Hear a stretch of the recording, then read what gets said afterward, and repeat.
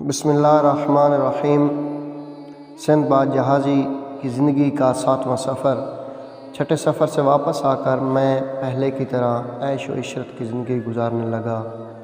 مجھے کچھ کرنے کی ضرورت نہ تھی، میرے پاس اتنی دولت جمع ہو چکی تھی کہ اسے پوری طرح خرچ کرنا تقریباً ناممکن نظر آتا تھا۔ اس کے باوجود سیر اور سفر کا خیال دل کو کھینچتا رہتا تھا۔ آخر مجھ سے رہا نہ گیا اور سوداگری کا عمدہ سامان لے کر بصرہ جا پہنچا۔ وہاں ایک جہاز سفر پر روانہ ہونے کے لیے بادباں کھول رہا تھا۔ بڑے بڑے تاجر جہاز میں موجود تھے۔ میں نے فوراً جہاز پر اپنا سامان لدوایا اور ان کا ساتھی بن گیا۔ جان پہچان ہونے میں کیا دیر لگتی ہے، میری ان سے اچھی نپ گئی۔ چلتے چلتے ہم ایک جگہ پہنچے جس کا نام چین تھا۔ ہم سب خوش تھے، بیٹھے سفر اور تجارت کی باتیں کر رہے تھے۔ اتنے میں آندھی آئی اور اس زور کا مینہ برسا کہ ہم سب بھیگ گئے اور ہمارا سامان بھی۔ ہم نے جلدی سامان کو نمدوں اور بوریوں سے ڈھک دیا تاکہ بارش سے خراب نہ ہو۔ خدا سے دعا مانگنے لگے کہ اس ناگہانی آفت سے ہمیں چھٹکارا ملے۔ ادھر کپتان نے اپنی کمر کسی، پائنچے چڑھائے اور مستول پر چڑھ کر دائیں بائیں نظر دوڑائی اور پھر ہماری طرف دیکھ کر پیٹنے اور داڑھی نوچنے لگا۔ ہم نے کہا، کپتان صاحب کوئی خیر کی خبر سناؤ۔ اس نے جواب دیا، اب خیر کی خبر کہاں، خدا سے دعا مانگو کہ ہمیں نجات ہو۔ آندھی نے ہم پر غالب آ کر ہمیں دنیا کے آخری سمندر میں لا پھینکا ہے۔ یہ کہہ کر مستول سے اترا، ایک صندوق کھول کر ایک کتاب نکالی، کچھ پڑھا اور کہنے لگا، آئے جہاز والو، اس کتاب میں ایک عجیب بات لکھی ہے، یہ کہ جو اس سمندر میں پہنچا وہ بچ کر نہ نکلا بلکہ ہلاک ہو گیا۔ اس سمندر کے ساتھ جو ملک ہے اس کا نام اقلیم الملوک ہے، جہاں حضرت سلیمان بن داؤد علیہ السلام کی قبر ہے۔ جو کشتی یہاں پہنچی ہے اسے سمندر سے ایک مچھلی نگل جاتی ہے۔ ہم حیران و پریشان ہو کر کپتان کی باتیں سن رہے تھے کہ جہاز اوپر نیچے اچھلنے لگا اور بجلی کی کڑک سنائی دی۔ ڈر کے مارے ہمارا برا حال ہو گیا۔ اتنی دیر میں ایک پہاڑ جیسی مچھلی جہاز کے سامنے آ پہنچی۔ ہمیں یقین ہو گیا کہ ہم تھوڑی دیر کے مہمان ہیں۔ ہم مچھلی کی ڈراؤنی شکل پر تعجب کر رہے تھے کہ ایک اور مچھلی دھمکی، وہ ڈیل ڈول اور ڈرونے پن میں پہلی مچھلی سے بھی 10 ہاتھ آگے تھی۔ ہم میں سے کوئی ایسا نہ تھا جو زارو قطار نہ رو رہا ہو۔ اتنے میں تیسری مچھلی آ گئی جو باقی دونوں سے زیادہ لمبی چوڑی تھی۔ تینوں مچھلیاں جہاز کے گرد چکر کاٹنے لگی۔ تیسری مچھلی چاہتی تھی کہ پورے جہاز کو ایک ہی دفعہ میں ہڑپ کر جائے۔ اچانک ہوا اس زور سے چلی کہ جہاز کو تیر کی طرح مچھلیوں سے دور اڑا لے گئی۔ بد نصیبی نے پھر بھی ہمارا ساتھ نہ چھوڑا۔ ہوا جہاز کو لیے جاتی تھی کہ ایک بلند چٹان نظر آئی۔ ہوا نے جہاز کو بلند چٹان پر لا پھٹکا۔ جہاز ٹکرا کر ٹکڑے ہو گیا۔ باقی لوگوں کا مجھے پتہ نہیں کیا انجام ہوا۔ جہاز کا ایک تختہ میرے ہاتھ آ گیا، میں اس پر سوار ہو گیا۔ کبھی ہوا کے جھکڑ آتے، کبھی موجوں کی ریل پیل میں پھنس کر تختہ اچھلتا گرتا۔ میں نے بھی جان لڑا دی، تختے کو ہاتھ سے نہ جانے دیا۔ میں دل میں کہتا تھا، سندھ باد جہازی، تو سمندر کے سفر سے باز کیوں نہیں آتا؟ تجھے یاد نہیں ہر سفر میں مرنے سے بال بچتا رہا ہے؟ تو اتنا لالچی ہے کہ پچھلی تمام مصیبتوں کو بھول کر دولت اکٹھی کرنے نکل پڑتا ہے۔ کیا تیرے پاس مال و دولت کی کوئی کمی تھی؟ یا اللہ میری توبہ، 1000 بار توبہ، جو اب کبھی سفر کروں یا سفر کا خیال بھی دل میں لاؤں۔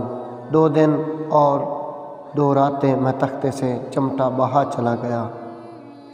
تیسرے دن تختہ ایک جزیرے کے ساحل پر جا لگا۔ وہاں بہت سے درخت تھے، ندیاں بہہ رہی تھیں۔ بھوک کے مارے میں جانے کتنے پھل کھا اور کتنا پانی پی گیا۔ جان میں جان آئی تو جزیرے کو دیکھنے بھالنے کو دل چاہا۔ گھومتے گھماتے مجھے ایک بڑی ندی نظر آئی جس میں پانی کا بہاؤ غضب کا تیز تھا۔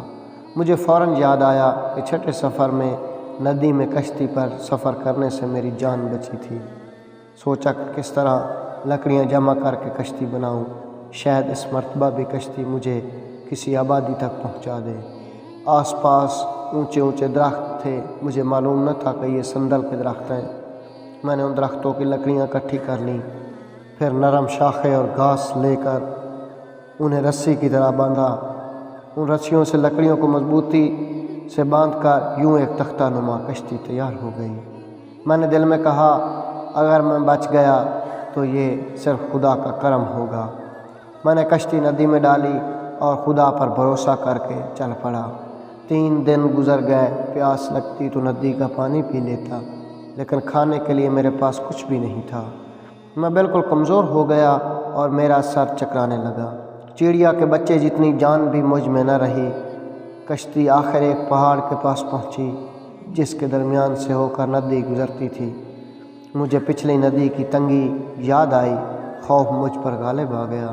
میں نے چاہا کہ کشتی کو جوں توں کر کے کنارے تک لے جاؤں اور اتر پڑوں۔ ندی کا بہاؤ بہت تیز تھا اور میری ایک نہ چلی۔ پہاڑ سے گزر کر ندی ایک وادی میں پہنچی جہاں وہ آبشار کی صورت میں نیچے گرتی تھی۔